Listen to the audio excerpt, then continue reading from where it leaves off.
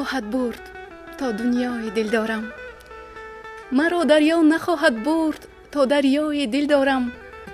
زی بدنفسی و پرخواری بسا سوداگران مردند. زی هر سودا نمی میرم که من سودای دل دارم. بروی خاک هم باشم، به زیر خاک هم باشم، نهان هرگز نمی گردم که من پیدای دل دارم. السلام علیکم بینندگان عزیز و گرامی قدر، هواداران برنامه آفتابباران، دوستداران کلام بدی و آهنگ جذاب، شام دلانگیز بهاری را به هر یکی شما مبارک باد میکنیم. مهمان امروزه آفتابباران، مهمان از شهر دوشنبه، هنرمند مردمی جمهوری تاجیکستان، استاد افضلشاه شادیف. استاد عزیز، سرول شما را به شهر باستانی خوجند و استودیو شرکت تلویزیون و رادیوی سیمای مستقل یکم خوش آمدید میگوییم. تشکر، سلامت باشید.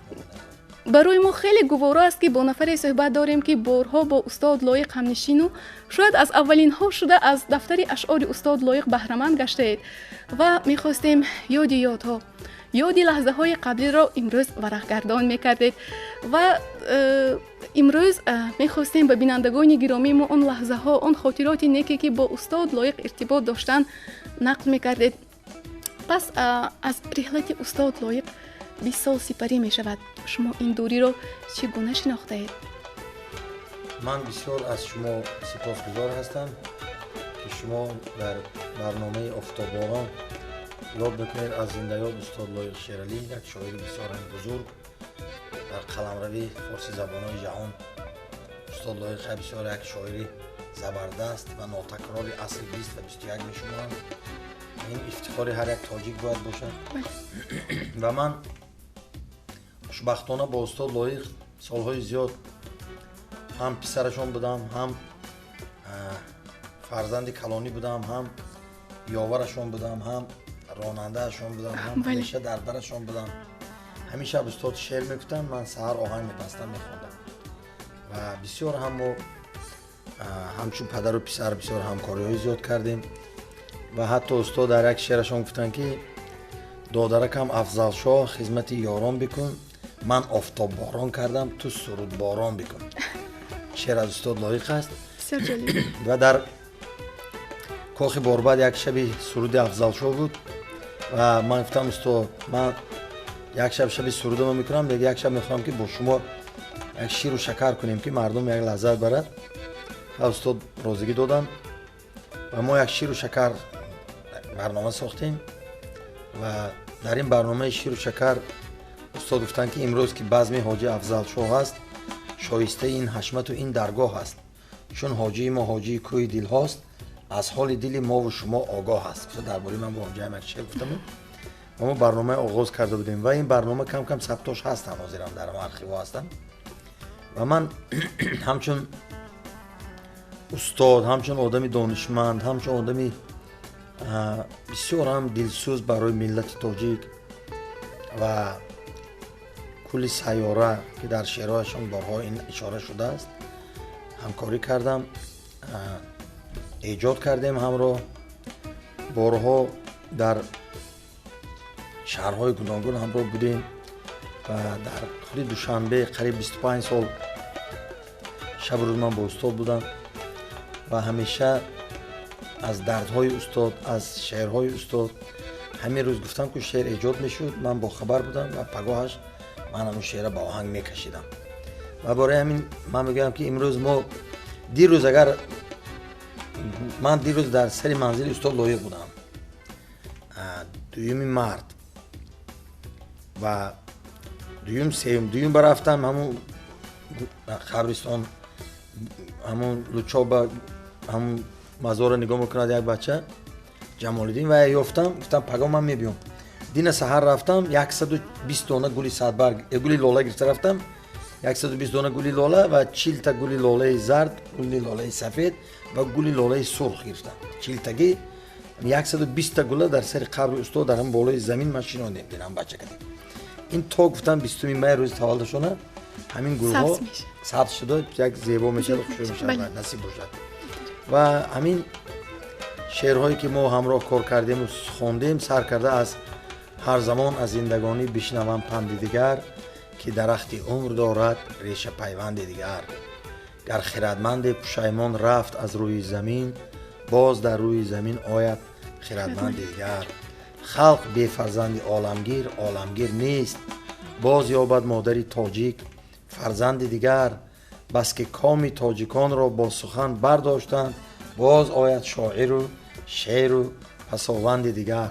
در ایجادات استاد لایق شیرالی از عشق، از آدمگری، از وطنداری، از دوست داشتن کشور تاجیکستان، از چشمه و کوه و رود و دریای و درخت و زیبایی های این طبیعت دنیای زیباترین جهان دولت ما تاجیکستان. ایجادات استاد لایق بسیار ایجادات هر ژانرهای گوناگون دارند و در باره زبان تاجیکی که زبان کمتر خور شده بود سالهای 80-85 اولین شده استاد گفتن.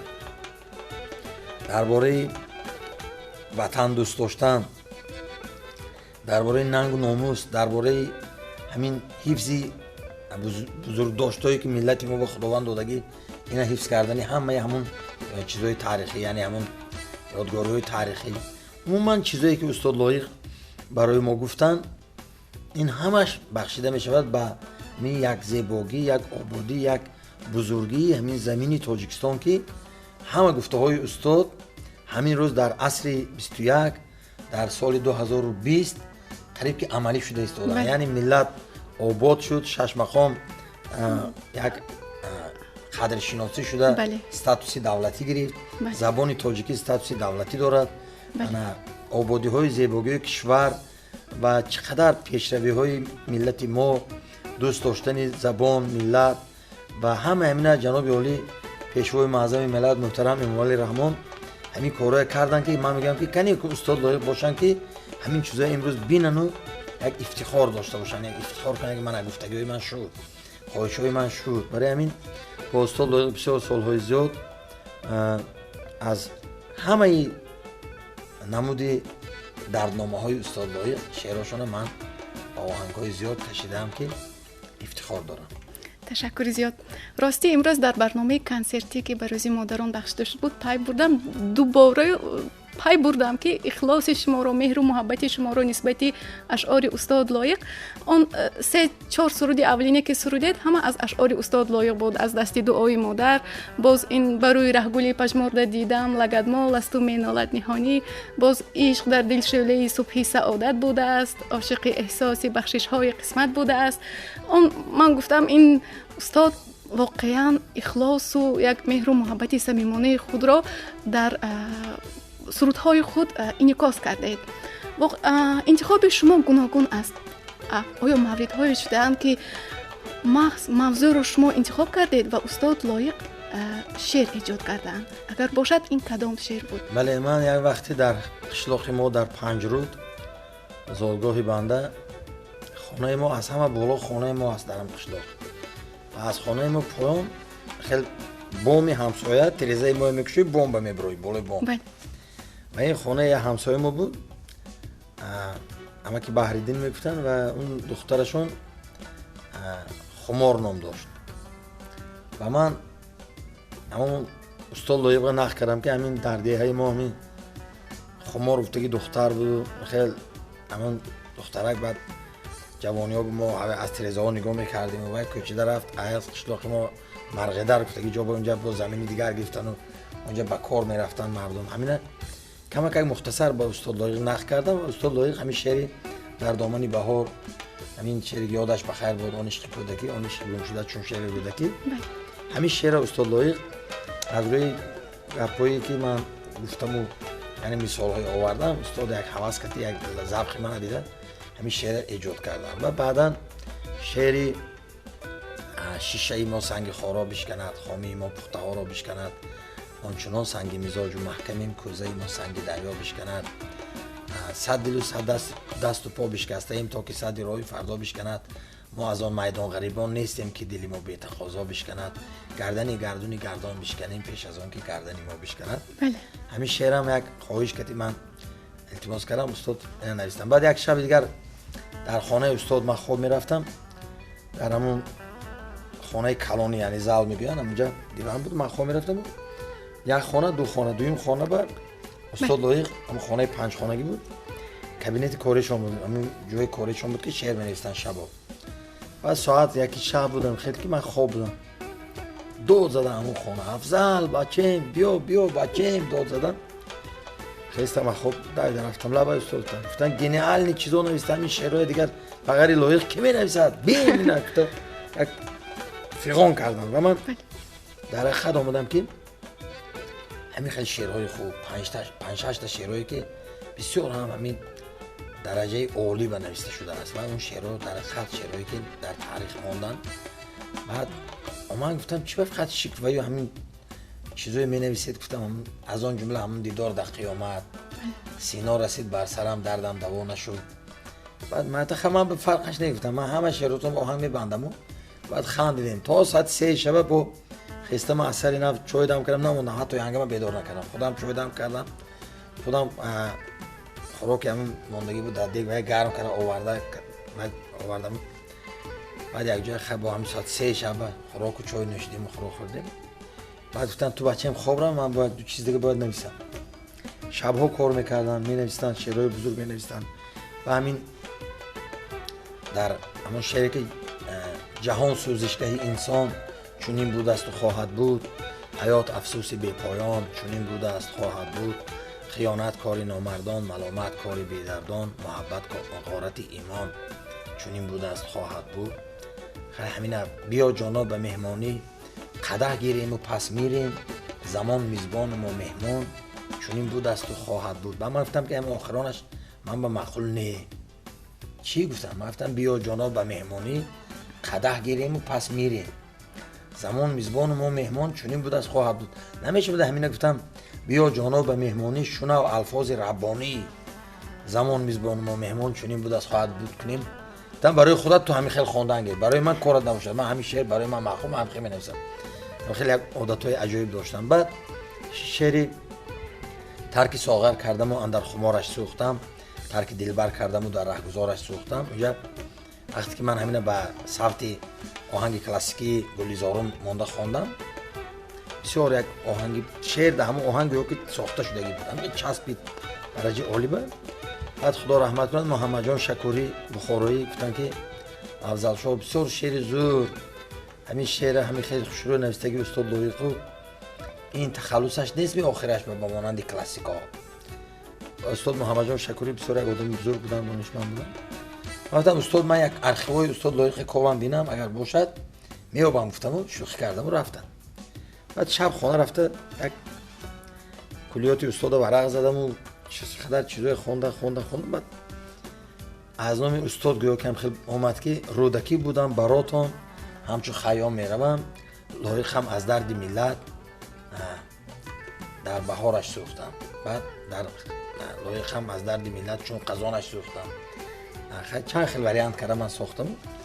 بعد خوندم در یک معرکه وقتی که رودکی بودم براتون همچون خیام میروم، لایق هم از درد ملت در بهارش سوختم. همین استاد شکوری آفرین گفته ترسم زدن رحمت کنن خدا. و در همین فرصت های زیادی همکاری ها، چون که من بسیار چیزای پیشنهاد میکردم استاد و استاد یک بزرگی بسیار خاصه عجایب داشتن که اون کس چیزی که خودشون می نویستن اون یکون تحریر دیگه در کار نبود. اون کس تمام دیگه هم یک بار می نویستن چیزای بسیاری چیزای هرایی که من در سال همراه شما بودم میدونم. بعد همون دلم مانده است از غوغای دنیا، زی جنجال و کشاکش های دنیا، درویی های دنیا بی سبب نیست، خود الخواه میکند سودای دنیا. تگو بالا زدم افسوس ندانستم تگو بالای دنیا، چو دنیا را سری پروای من نیست، ندارم بنده هم پروای دنیا. خیلی یک شعر عجایب است. بعد بسیار چیزایی که همین گفتن این چیزها علاقه امروز ها آهسته این کلاسیکی میشه یعنی. بله. و همون 100 بحر را گذشتم و در ساحل هم هنوز 100 باغ میوه چیدم و به حاصلم هنوز 100 مرگ پشت سر شد و 100 درد زیر پا در حفظ خویش آنقدر ناقابلم هنوز. بعد یک عمر راه جسته و یک جا ستادم تا آسمان پریده و پادرگیرم هنوز. من گفتم که همینه شما درباره چی گفته که هستید مضمونشه؟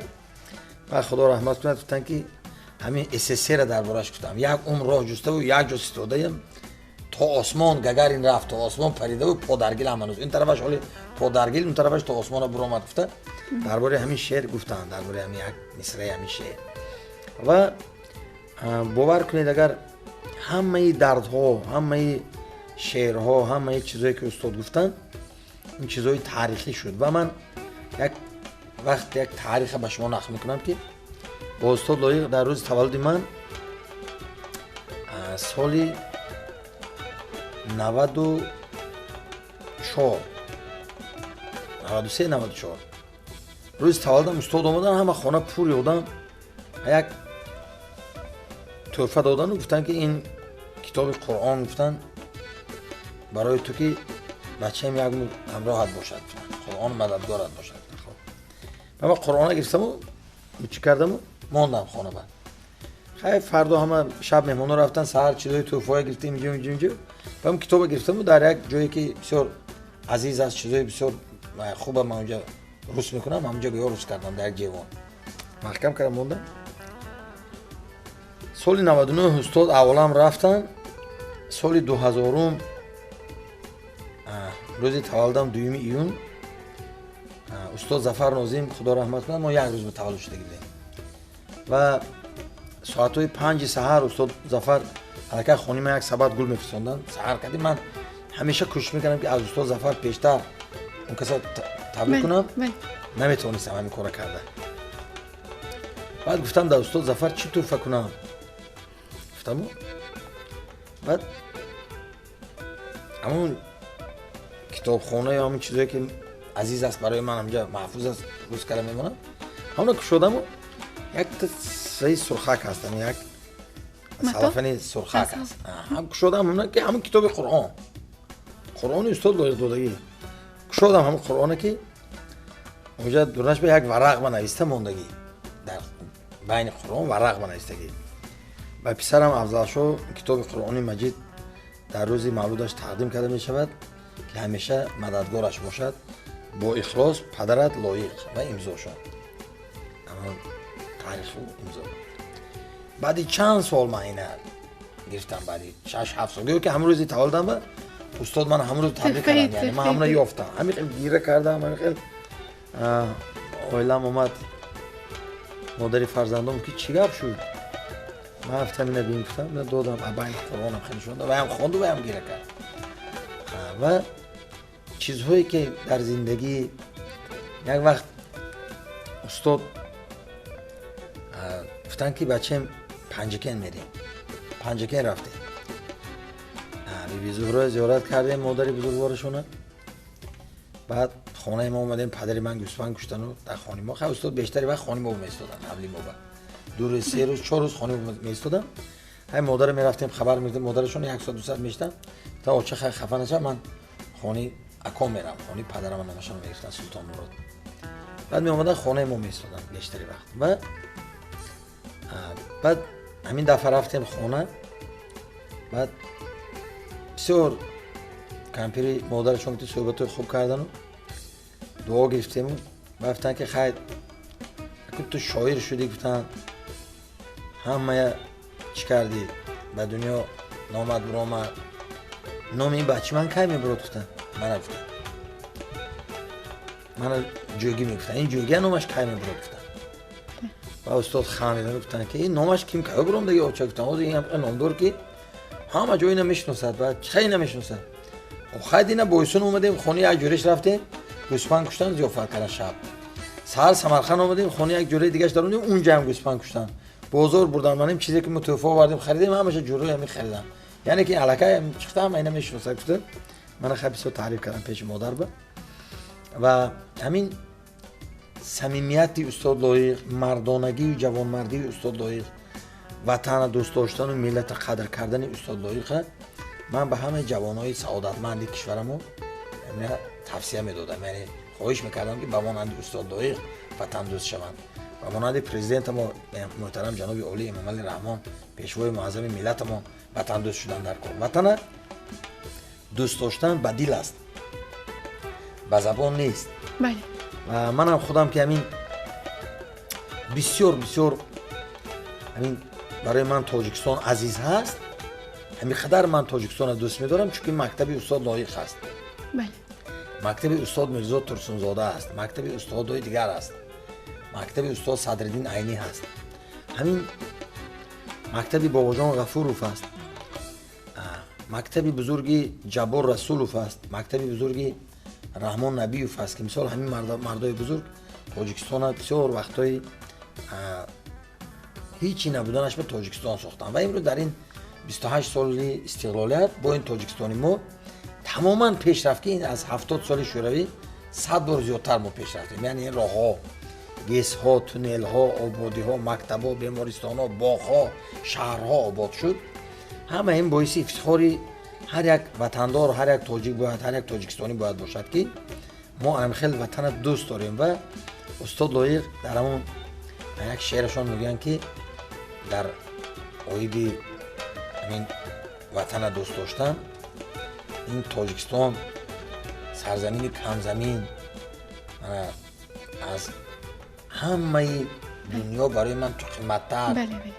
همین دعای مسافیدان خدا ترس و بهار کمپیرای همین فلان همین چیزای گفته میگن بعد همین جوانای ما کتابای باید خونن، همین دردای باید فهمن. بله.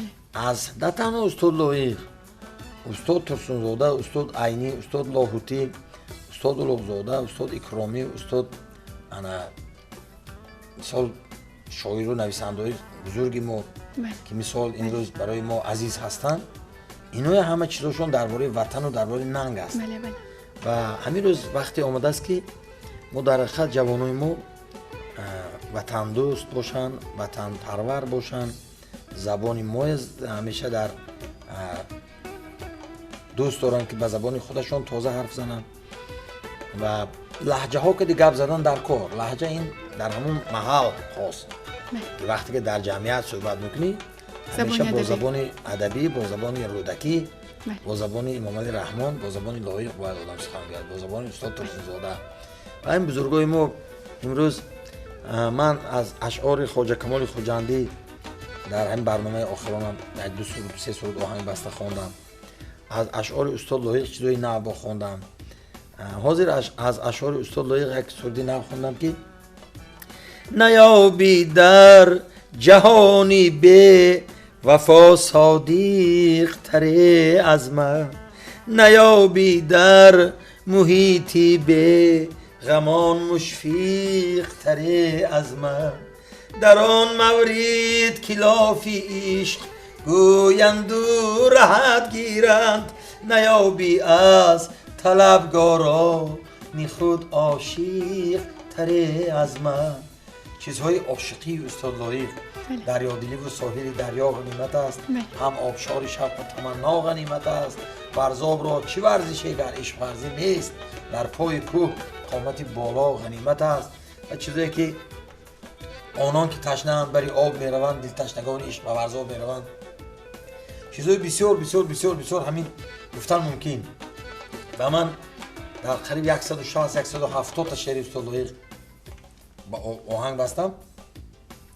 باز میخوام که چیزهای نو تازه بهترین های امروز در آمان در یک نمود دیگر آهنگ بسته برای مردم پیشکش کنم که مردم از این لذت برند. تشکر استاد. وقتی که با استاد لایق بسیار همنشین میشدید، استاد کدام شعری که شما با آهنگ در ورد میخواستید که شما سرایید، این کدام شعر بود؟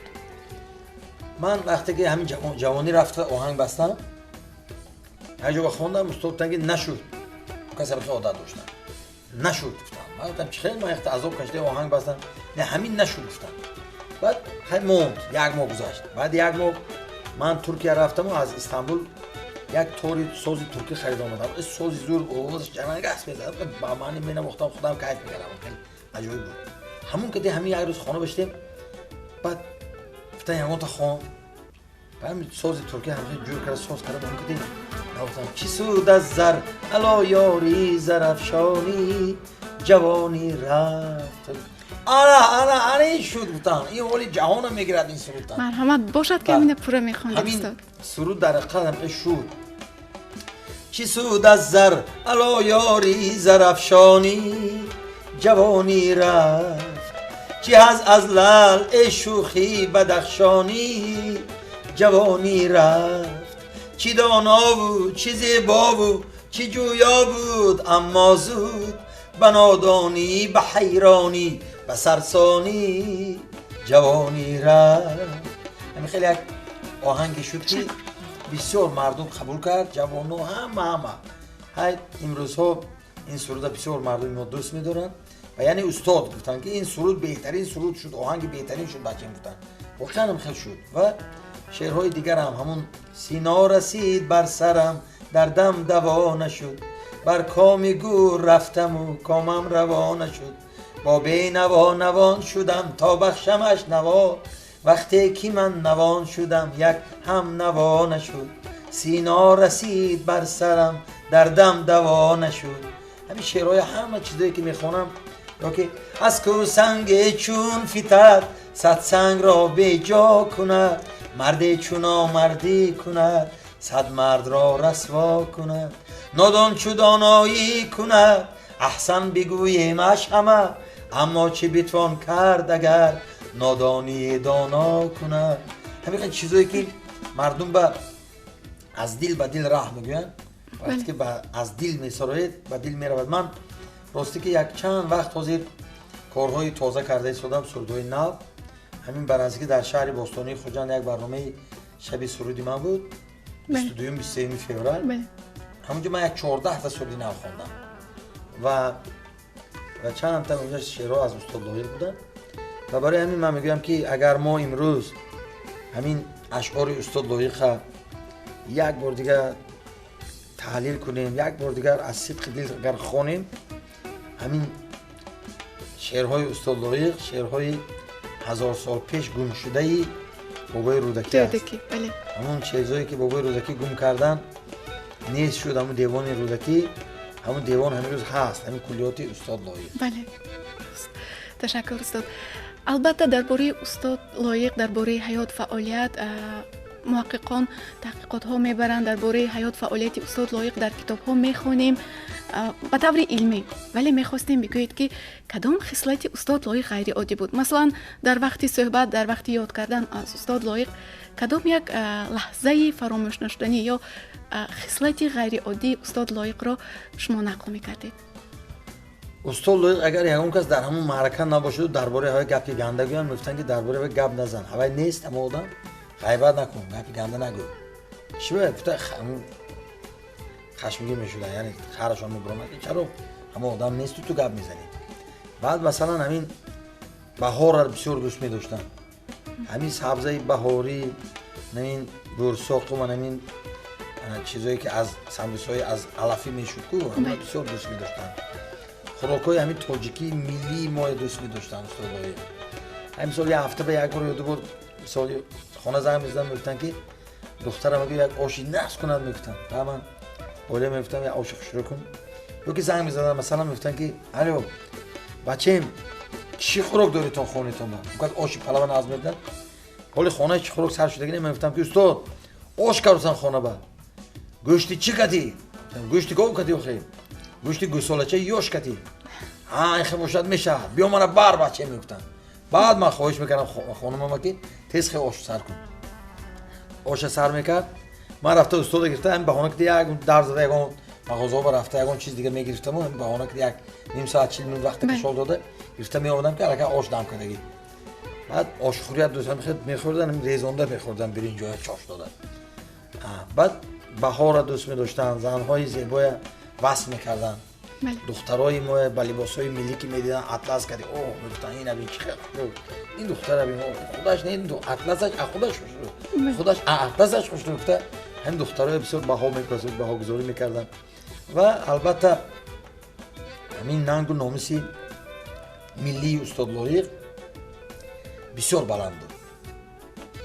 مثلا وقتی هیکل سامونی بزرگوار اسماعیل سامونی پیشوای معظم ملت همین سر کردن ساختنشه، گفتن حتما نساختن در کن پول سامانی کردن. خیلی گبران ما پول سامانی شده که گفتن حتما پول باید سامانی شود، این اگه ناموس ملی ملت باید وای شود. گفتن همین چیزایی میگفتن، طرفگیری میکردن و بسیار مناسبت خوب داشتن با پیشوای ملت و شاعر و نویسنده ها. خیلی صحبت ها و بسیار هم از کاسگولی هم بعض استادایی میشدن، استادای بزرگ. مثلا یک ویدیو و یک نوار هست سال 94 یا 95 باشد، همه شاعران و نویسنده ها هستن اونجا. استاد روزاده، میرسید میرشکر، خودمرو شریفی اونجا، استاد کی جلال اکرامی، فاتح نیازی، من همه شاعر نویسنده ها، مسعود ملاجانوف، شادی حنیف، استاد لایق، استاد ساربان، استادای دیگر اونجا همه اونجا هستن.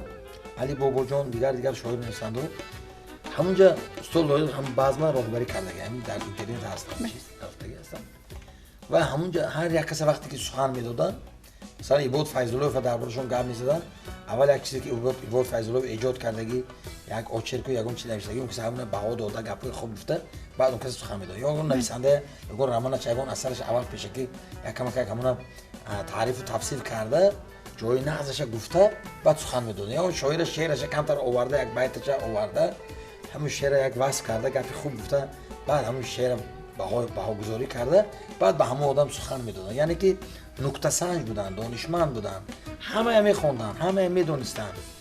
و در همین کتابی محمد جان شکوری بخارایی، اگر همون کتاب خونده باشید، اگر در همون کتاب سرسخن استاد لایق هست، کتاب آخرش. همین سرسخن استاد لایق، سرسخن برابر همین کتاب وزن داره. مثلا من همچون یک فرزندشون نیمه، همچون یک خواننده عادی یعنی بها گذاری میکنم و در حقیقت بسیار یک چیز بلند نویسنده هستند. و همین در شهر خوجند وقتی که نام ولایت از لناباد گرفته صعود اعلان کردن، ما در همون طالب با استاد لایق همراه شده بودیم، چهارم قطار بنشسته بودیم. وقتی که محترم پرزیدنت ما همین اعلان کردن که از همین روز عبارتاً ولایت لناباد نامش تغییر میتیم و ولایت صعود تبدیل داده میشود، استاد لایق همین خرسند شدن. بله. اونجا یک دو سه تا مسافیدا بودن، اونو کماکا اول روزی نبودن، مسافیدا یک قریب 80 90 ساله بودن اونجا، من یادم هست. لیکن استاد لایق با اونا فهمیدن که این نامی واقعا ملی، نامی خدیمه، سرا چی سوق دو باختر، این چقدر جای تاریخی. اگر امروز مثلا سر از این باستانه 5500 سالگیش است، استاد لایق امروز میبودن، استاد لایق همین میدیدن، من بدونم چقدر شعر و تالیف نوشتن، چه چیزا می‌نوشتن برای همین شهر بزرگی واقعا تاریخی، و درباره سپیتامین، درباره دیوشتیش، درباره خودی بابای رودکی، درباره فردوسی، درباره همین بزرگی‌های ملت ما استاد لایق، درباره استاد عینی، درباره ترسونزاده شعر گفتگی هستند. و برای همین یادگار عینی و این کوهساران زنده باد، شعر ترسونزاده و این آبشاران زنده باد. همین چیزای مثال خوانده آدم میگه که در حقیقت استاد لایق یک شاعر توانا، ناتکرار و بزرگی روز به روز نامشان، شعرشان جاودانی تر میشد، بزرگتر میشد و باز برای ملت ما باعث افتخاری بلند میشد. تشکر استاد عزیز. در آغاز برنامه قید کردید که خیلی زیاد با استاد لایق شیر و شکر خواندید. این کدام شعرها رو مثلا که شما شیر و شکر میخوندید میخواستم که همین رو نیز میسرایدید؟ شعرهایی که من سال خواندم با استاد لایق، سال اونجا رباعی ها بود، اونجا خزان ریز و خزان ریز و خزان ریز، چرا عمری جوانی بگذرد تیز، چرا آدم نداند قیمتی عمر، چرا ناچیز گردد از پی چیز. یا که مثال روزی که باز میرسد وقتی زوال من، یاد کنید از من و نقص و کمال من، نوشید می به خاطری جامی شکستیم، خوانید شعری حافظ و صایب مثال من. و همین دیروز صایب خوندم، خیلی حافظ من دائما میخونم، پیوسته میخونم. از غزلیات خواجه حافظ شیرازی هم بسیار آهنگا دارم، از شیخ سعدی هم، شیخ عطار، از خواجه کمال‌الدین خوجندی اولیا، از میرزا عبدالقادر بیدیل، از شعرهای سنایی، аз шеърҳои аттор, аз шеърҳои шоирҳои мисол имрӯз ман бисёр шеърҳое ба оҳанг кашидам ва боз мегӯям ки ман дар эҷодиёти худам бештар аз шеърҳои устод Лоиқ баҳраманд шудам. яъне ки ман ҳамин шеъри устод Лоиқро мекушам, як оҳанг мебандам, манам барои шумо ҳамин тасдиқаш, ман ҳамин китоби устод Лоиқро ман мекушам барои шумо, ман кушодам. мисол бинед ки ман як шеър дар ҳаминҷа ҳозир бисёр хуб мешуд. оҳанг мебандам, шумо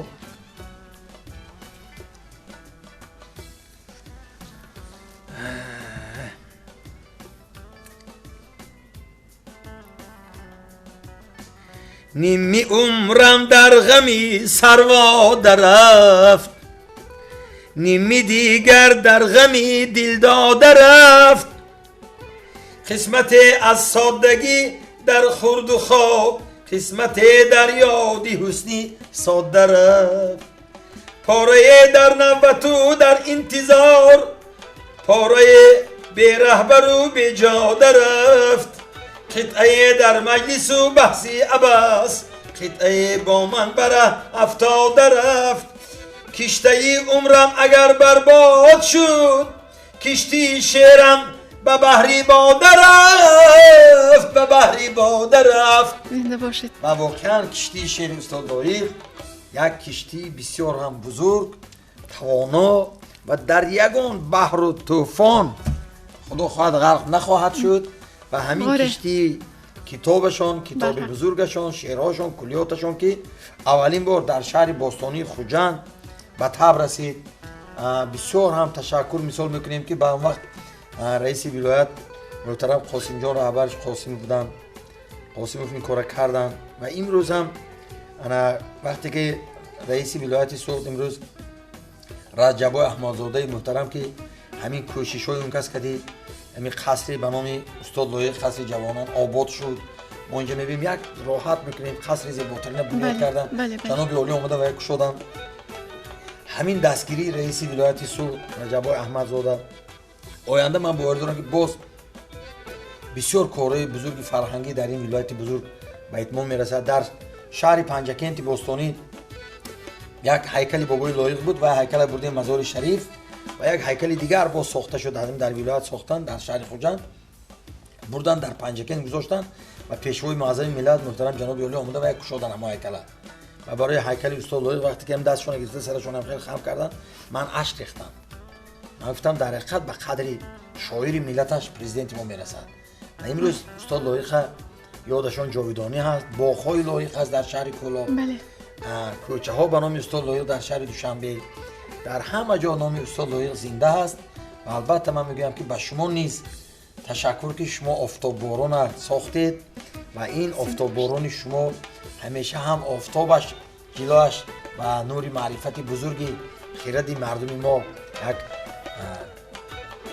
کمک کند به جوانان ما و بارانش به بهار زیبای تاجیکستان یعنی شفا بخشد که زمین ها همه گل و گلپوش باشند.